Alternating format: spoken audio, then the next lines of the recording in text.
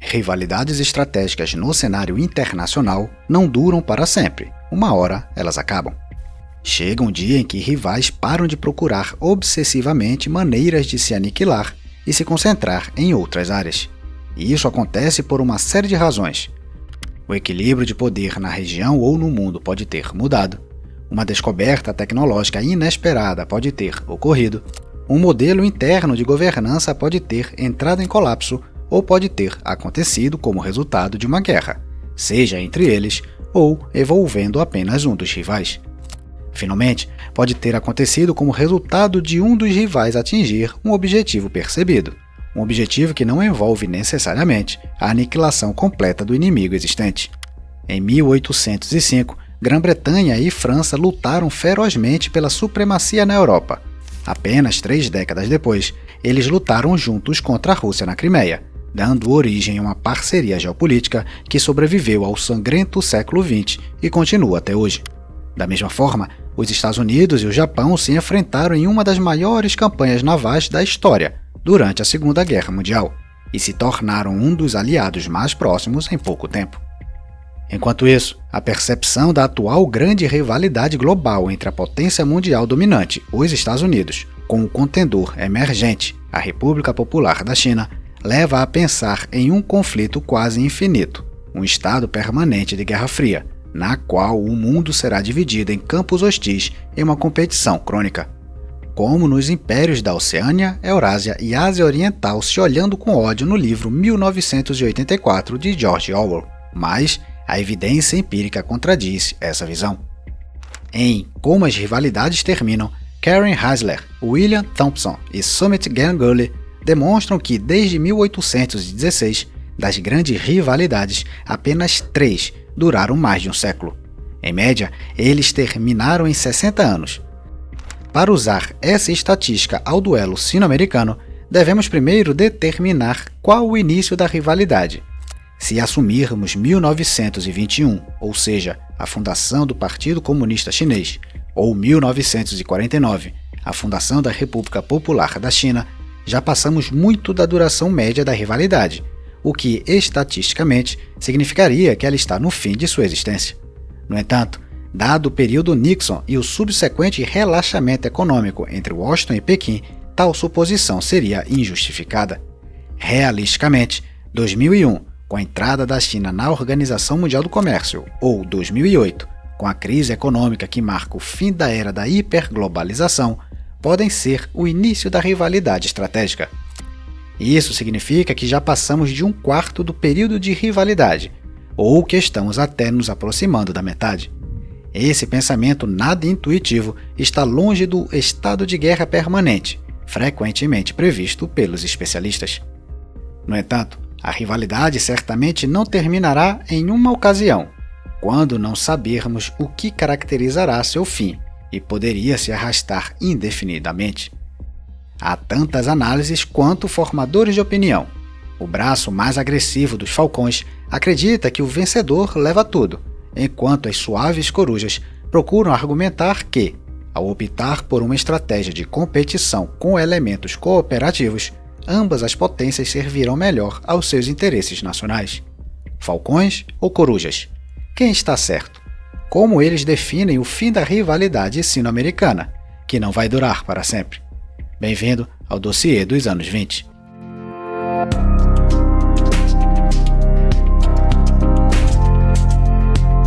Não esqueça de curtir e se inscrever no canal. As formas de apoio encontram-se na descrição. O clima entre as duas maiores economias do mundo está se deteriorando há muito tempo. Os americanos sabiam da crescente consciência do desafio chinês e tentaram persuadir Pequim a seguir as regras de Washington.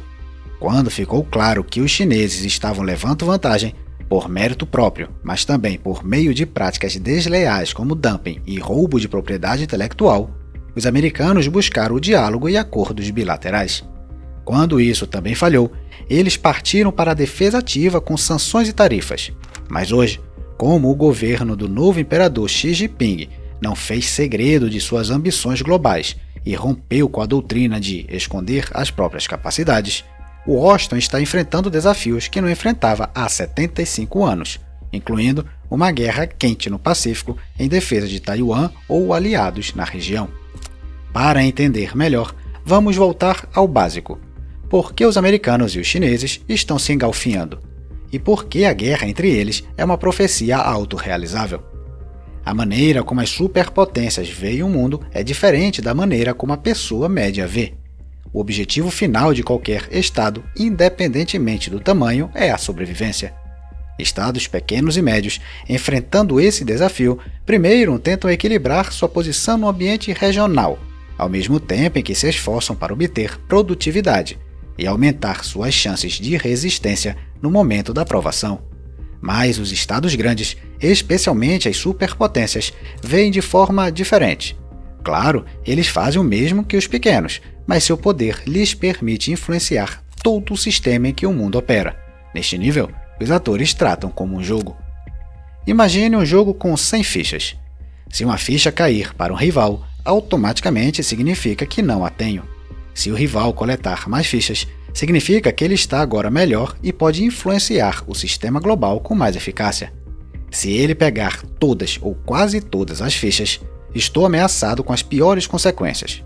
Veja o colapso da União Soviética.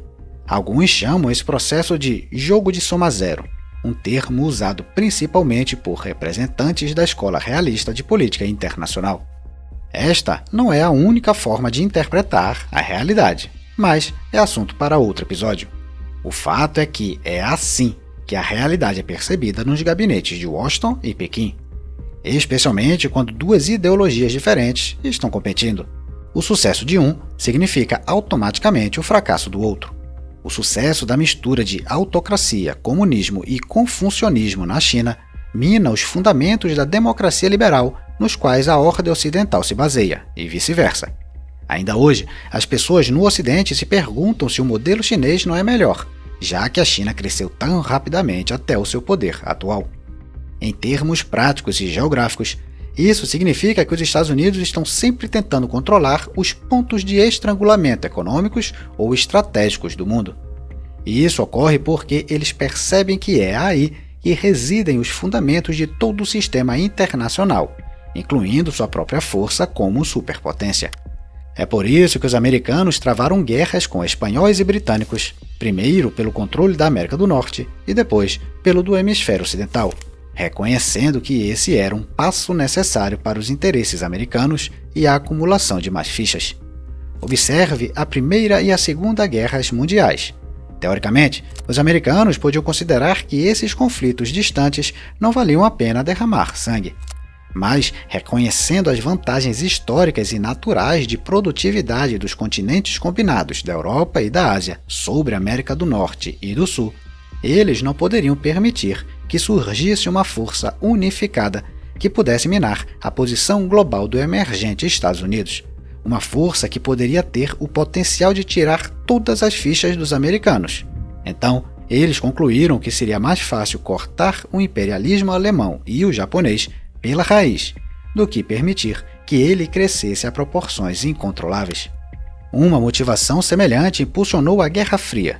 Se os soviéticos tivessem assumido o controle do potencial econômico e humano da Europa Ocidental durante aqueles anos, os americanos não apenas teriam repentinamente menos fichas, como estariam em perigo de perder todas elas, junto com a onda comunista abrindo o caminho no Atlântico. Em outras palavras, os americanos mantêm o controle sobre os principais pilares econômicos do mundo e trata como seu principal interesse estratégico, e isso significa neutralizar o surgimento de concorrentes, especialmente em lugares onde o mundo é mais produtivo. Hoje, a região da Ásia-Pacífico responde por 2/3 do crescimento do PIB global e cerca de 40% de todas as economias do globo. Isso é quase a União Europeia, 16%, e os Estados Unidos, 25% somados. Quando uma potência dominante vê que esse potencial pode ser dominado por um único jogador, ela naturalmente intervém para o conter. Isso se manifesta em guerras econômicas, rearmamento de si mesmo e de seus parceiros, formação de coalizões de contenção e guerras por procuração. Enquanto isso, o contendor emergente, não sem sua própria razão de ser, trata essas ações hostis como ameaças à sua existência. Então ele assume ativamente seus próprios esforços de poder. A China está realizando o maior e mais rápido desenvolvimento militar desde a Segunda Guerra Mundial. Está engajada em desafiar a ordem atual criada pelos americanos e está ajudando seu poder econômico a irradiar de sua posição escolhido dos céus, como o imperador Zhongguo sempre se referiu a si mesmo. Mas o que veio primeiro, o ovo ou a galinha? São as práticas desonestas e as ações hostis da China na arena internacional que provocaram a resposta dos americanos? Ou são os americanos que, ao se intrometerem no desenvolvimento da China, tornaram necessário que aquele país respondesse? Cada campo tem a sua resposta e, geralmente, ambos os lados têm argumentos lógicos. No entanto, isso é irrelevante. No terreno da geopolítica da escola realista, certo ou verdade é meramente uma ferramenta usada para vencer o jogo de soma zero. Assim, ambos os lados estão certos porque estão lutando por recursos limitados. Só podemos buscar a racionalidade no nível do indivíduo. Eu ou você podemos pensar que uma das potências tem o direito de agir dessa forma porque consideramos seu modelo de governo como mais próximo da verdade. Verdade entendida como uma forma pela qual os estados devem organizar a vida de seus cidadãos, a forma mais próxima da natureza humana e do crescimento interno. Assim, a entidade vitoriosa pode exportar sua ideologia dominante para atores mais fracos, fazendo-os adaptá-la, porque isso ajuda o vencedor a administrar o jogo que criou e contribui para seu objetivo principal, a sobrevivência do Estado em posição de poder. A visão cínica da Realpolitik está, portanto, frequentemente alinhada com os pontos de vista do indivíduo. Não é diferente agora. Em quase todos os casos de conflitos de interesse no nível dos estados, encontraremos nos comentários duas posições de abordagem a um determinado problema, o mais agudo e o mais suave. Os primeiros são geralmente chamados de falcões, os últimos vamos chamar de corujas. De forma alguma, uma dessas posições é mais apropriada e domina a outra. Tudo depende do condicionamento do momento e do ato de equilíbrio apropriado. Cada cultura ou centro de poder tem sua postura padrão. Se a regra do olho por olho, dente por dente costuma ser a escolha dos políticos russos ou israelenses, os líderes da União Europeia não agem de forma decisiva a definir limites quando necessário. Em ambos os casos, o excesso custa caro. Isso não é diferente para os Estados Unidos e a China, que, em virtude de seus próprios recursos e dos efeitos de longo alcance de suas ações, talvez tenham aprendido a combinar as duas posturas. A cultura americana e a dominância rapidamente alcançada naturalmente predispuseram Washington a uma postura alinhadora, mas manter o sistema mundial exigia ao mesmo tempo um ato de equilíbrio de coruja. No entanto, quando há muito equilíbrio e recuo, a asa do falcão é naturalmente ativada, criando assim um mecanismo de controle automático. Também vemos isso no caso da China. Poder é a resposta na competição dos Estados Unidos com a China. O título do artigo de Michael Maza para Foreign Policy diz tudo sobre a atitude do autor em relação à rivalidade com a China. O autor começa relembrando o texto de Melvin Leffler, que escreveu que os Estados Unidos herdaram uma estratégia de preponderância após a Segunda Guerra Mundial. Leffler apontou que preponderância não significava dominação, significava criar um ambiente mundial hospitaleiro aos interesses e valores dos Estados Unidos. Significava desenvolver as capacidades para superar ameaças e desafios. Significava mobilizar a força para reduzir a influência soviética ao seu próprio quintal. Buscar um poder inferior ao preponderante seria optar pela derrota. Então, Maza traça uma analogia com o presente. A China, por esta definição, busca sua própria preponderância, o que significa limitar os interesses e valores americanos, a fim de criar condições para os interesses e valores promovidos pelo Partido Comunista Chinês. Garantiremos firmemente a segurança do poder estatal, dos sistemas e da ideologia da China, disse Xi Jinping em 2022, no 20º Congresso do Partido, confirmando a conjectura do autor. Maza é seguido por Matt Pottinger e Mike Gallagher, no artigo Sem Substituto para a Vitória. Os Estados Unidos não devem gerenciar a competição com a China, deve vencê-la. Washington precisará adotar uma retórica e políticas que podem parecer desconfortavelmente confrontativas, mas na verdade são necessárias para restabelecer os limites que Pequim e seus acólitos estão violando. Isso significa impor custos ao líder chinês por sua política de fomentar o caos global. Na mesma linha, Matthew Cronin afirma: em qualquer outra competição, como a corrida de 100 metros rasos, o objetivo não é apenas administrar, mas vencer.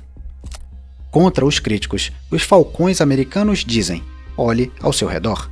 Sua prosperidade, a dos americanos, é baseada no sistema mundial existente, que se baseia nos valores ocidentais: democracia, direitos civis, liberdade de expressão e assim por diante. E o que a China faz? Ela apoia todos os atores que mais ferozmente atacam e se opõem a esses valores e a esse sistema. Campos de trabalho na Coreia do Norte? A China está aqui para ajudar. 30 anos de ditadura e repressão brutal de qualquer oposição em Belarus? Parece o caminho a percorrer para aquele país. Vamos fazer um exercício conjunto. Fundamentalismo religioso sangrento no Irã? Sem problemas, vou comprar seu petróleo. Ou, finalmente, atacar um país 10 vezes menor, sequestrando e matando seus filhos? Isso não é nada. A amizade sino-russa é mais forte do que isso. Assim, os falcões acreditam que todos os problemas do mundo ocidental hoje têm essencialmente uma fonte: a China. A característica mais importante do mundo é, em uma palavra, caos. Pottinger e Gallagher relembram as palavras de Xi Jinping em 2021, acrescentando que Xi considerou isso um fenômeno positivo.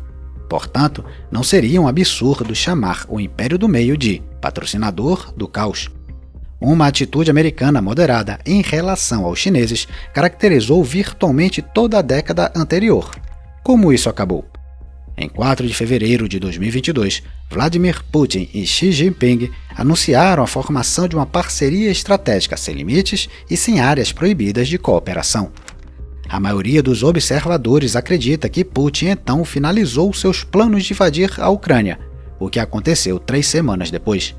Ele também pode ter informado sua contraparte chinesa de suas intenções, ou seja, Masa, Cronin, Pottinger e Gallagher concordam que a China não deve ser controlada ou gerenciada, deve ser derrotada. Mas o que realmente significa a vitória?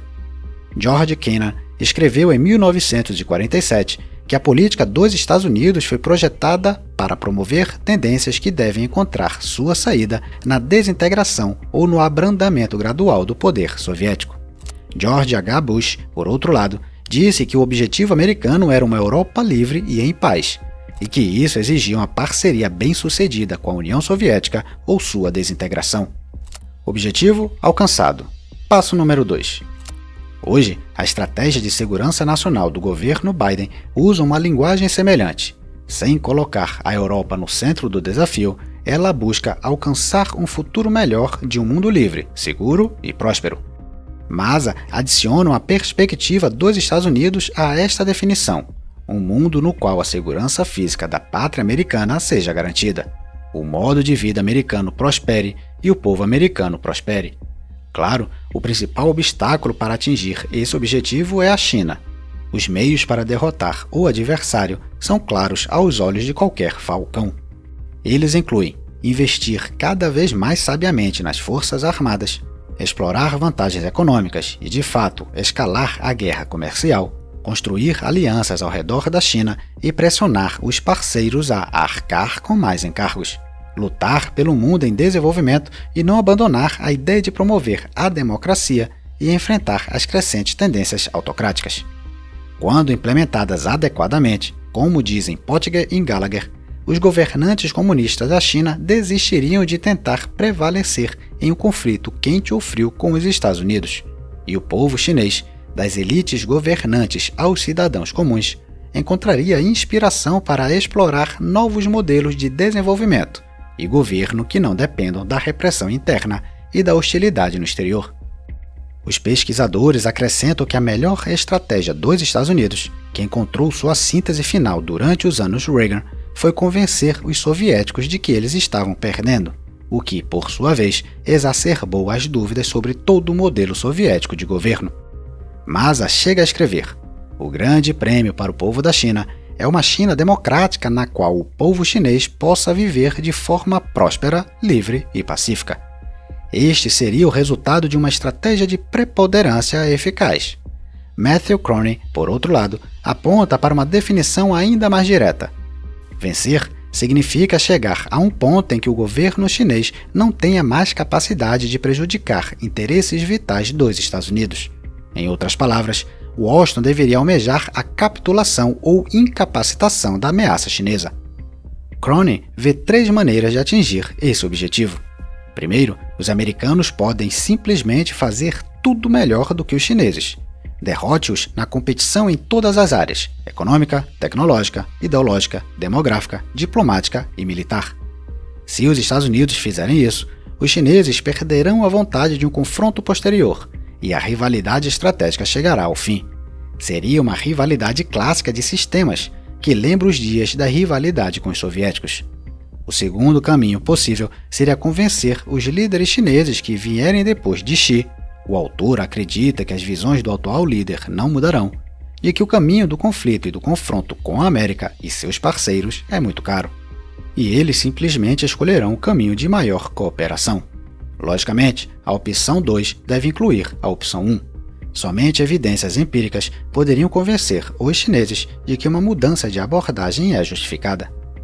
A terceira via é a opção drástica: colapso interno ou mesmo desintegração.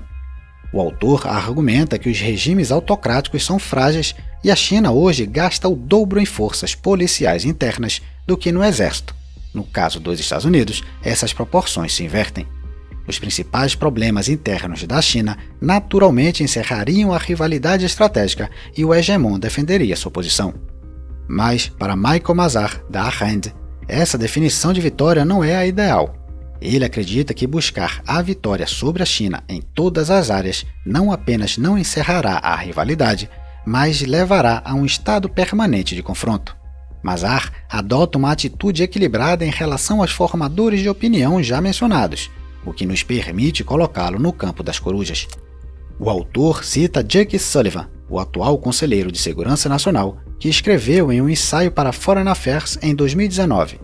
Em vez de confiar em suposições sobre a trajetória da China, a estratégia americana deve ser durável, seja qual for o futuro para o sistema chinês.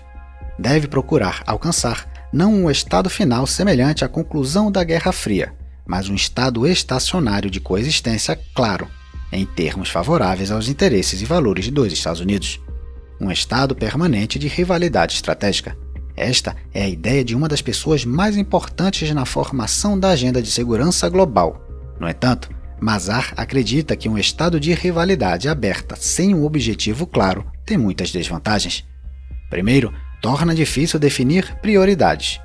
Como a América não tem um objetivo definido, tudo se torna igualmente importante, e os recursos não são ilimitados. Além disso, a mentalidade de guerra em todos os lugares no horizonte reforça as tendências fatalistas e faz o rival se sentir cercado.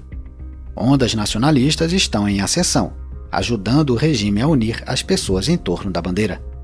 Mazar também critica objetivos de ultimato como os propostos por Pottinger, Gallagher, Maza e Cronin, que indiretamente buscam derrubar o regime chinês e estabelecer seu próprio sistema dominante. Então, se a resposta não é a rivalidade sem fim de Sullivan, nem o desejo de Pottinger de derrubar o partido chinês, e certamente não uma admissão de derrota e perda de primazia, qual é a resposta final? O autor busca a resposta em um estudo chamado Os Destinos das Nações, do qual foi coautor. Os analistas da RAND examinaram as maneiras pelas quais rivalidades evoluíram ao longo do tempo para relações amigáveis. O estudo descobriu que existem 7 desses caminhos: conquista e ocupação, como na Segunda Guerra Mundial; perda de uma guerra sem ocupação, como a Alemanha durante a Primeira Guerra Mundial; transformação política, revolução ou instabilidade, no caso do colapso da União Soviética; fragmentação da subjetividade política, impérios otomano e austro-húngaro após a Primeira Guerra Mundial; aceitação do declínio, os Países Baixos, outrora uma potência mundial; o abandono de uma ou duas partes rivais para se concentrar em outro desafio, Grã-Bretanha e França aliadas contra a ascensão da Alemanha; a extinção de rivalidades por ambos os lados para melhor servir aos interesses nacionais, a Grã-Bretanha no final do século XIX e início do século XX, reconciliando-se com os Estados Unidos em ascensão, sem iniciar uma grande guerra. Mazar, pensando na China, rejeita imediatamente as opções de guerra ou ocupação, o que seria o cenário mais desastroso. Ele, portanto, rejeita os caminhos 1, 2, 3 e 4. Dos 3 restantes, ele tenta formar uma solução possível para ambos os rivais. Quais são os ingredientes de tal fórmula? Alguma forma de mudança no topo do poder em uma ou ambas as capitais, sem mergulhar o país no caos.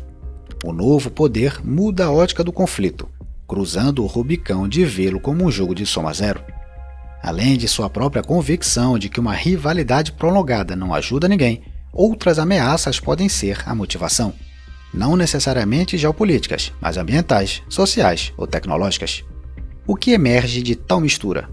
Os dois lados continuarão a competir em muitas áreas e a se verem com desconfiança, mas não necessariamente se militarizarão aguardando a próxima guerra. Essa cooperação fria pode ser uma reminiscência dos britânicos e franceses após as guerras napoleônicas, ou da perspectiva britânica sobre a Alemanha durante a Guerra Fria. Poderia até carregar elementos das relações Estados Unidos e Japão das décadas de 70 e 80, quando Tóquio e Washington competiam ferozmente em uma série de áreas para cooperar em outras. Essa abordagem exigiria uma mudança na ótica tanto nos Estados Unidos quanto na China. Os americanos teriam que tentar não estrangular o desenvolvimento da China em todos os campos em que ela tem capacidade para fazê-lo. Também seria útil não sugerir que o objetivo é a mudança do regime. Os chineses também teriam lição de casa para fazer. Seria um belo gesto parar de apoiar regimes que perturbam abertamente a ordem mundial e clamam pela queda dos Estados Unidos. A ordem mundial, dentro da qual, lembre-se, a China chegou ao seu poder atual. O autor chinês Feng Zhang chamou uma nova disposição da China de racionalismo ético, que se basearia mais fortemente na tradição confucionista. A China, imaginada por Zhang, assumiria um papel de liderança, mas tratando outros jogadores menores com respeito. A China de hoje, aos olhos de Zhang, é egoísta, enquanto uma abordagem irrefletida à implementação de uma política externa realista enfraquece a imagem moral da China aos olhos do mundo e do povo chinês. Na verdade, não está claro quais valores a China deseja promover. Será aqueles implementados em Pyongyang, Minsk, Moscou ou Teherã? Mas essa mudança idealista é possível? Mazar permanece otimista. Por mais gritante que tal transformação possa parecer, não seria incomum na história. A França revolucionária e expansionista tornou-se uma potência do status quo no século XIX. O Japão imperialista da década de 30 tornou-se o Japão pacífico da década de 70. A China moderna já deu o salto do aventureirismo revolucionário radical para a industrialização rápida impulsionada pela globalização. Comparado a isso, a reforma sugerida aqui não é especialmente radical. O autor acredita, portanto, que a rivalidade terminará quando ambas as potências chegarem à conclusão de que ela simplesmente não as serve, e que os interesses de ambas as capitais são melhor atendidos reduzindo o nível de escalada. Ou, pelo menos, acredita que tal fim seria o mais bem-vindo. Então, escolha uma: a guerra de sistemas e uma vitória clássica arriscando um novo aumento nas tensões, ou a opção mais idealista de perseguir os interesses nacionais, reduzindo as áreas de rivalidade e tentando ultrapassar o jogo de soma zero. Qualquer que seja o caminho que as duas potências tomarem, sua rivalidade está fadada a terminar em algum momento. O que hoje nos parece uma situação cristalizada será coisa do passado, e outro problema surgirá. As estatísticas mostram que isso acontecerá ainda em nossa geração. A questão é se, no primeiro dia do novo mundo, o hegemon e seu sistema permanecerão inalterados, ou se cederá sua primazia a um país que acredita que seu retorno ao topo é meramente um retorno ao curso natural das coisas.